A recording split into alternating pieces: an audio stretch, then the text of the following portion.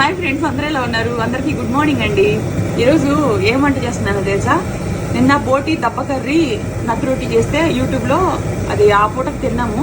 Curry మిగిలిపోయింది friends. బోటి curry egg వేసి చేశాను. దప్ప కర్రీ అయిపోయింది, గుడ్లు అయిపోయినాయి. ఆల్మోస్ట్ 1-2 గుడ్లు లోపల ఉన్నట్టున్నాయి.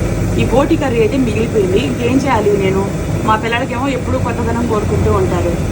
మా చిన్నదానికైతే హాలిడేస్ ఇచ్చారు కదా, ఆమెకి అన్నం మిగిలిపోయినా ఇలాంటిది ఎందు ఫ్రైడ్ రైసు, నూడిల్స్ ఇలాంటి ఇష్టం. పిజ్జాలు, బర్గర్లు పెద్దది ఏదైనా తింటుంది నాకులాగా. సో చూడండి, ఇప్పుడు ఇది మిగిలిపోయింది. ఏం చేయాలి? అది నిద్రపోతుంది. అది లేచేటప్పుడు నేనేం చేద్దాం అనుకున్నాను అంటే బాస్మతి రైస్ పొయ్యి మీద పెట్టాను. ఒక 50% ఉడికిచ్చేసుకొని కొంచెం పచ్చి పచ్చిగా ఉన్నప్పుడే తీసేసుకోవాలి. గుడ్లు అయితే ఒక 9 గుడ్లు, కొంచెం కొత్తిమీర, కొంచెం పుదీనా, ఉల్లిపాయ, ఇలా సలాడ్కి ఇది కొంచెం నెయ్యి, కొంచెం కారం, సాల్ట్ ఇవన్నీ పక్కన పెట్టుకున్నా. ఇవి వేసేసుకొని చక్కగా ఫ్రైడ్ రైస్ లాగా చేద్దాం.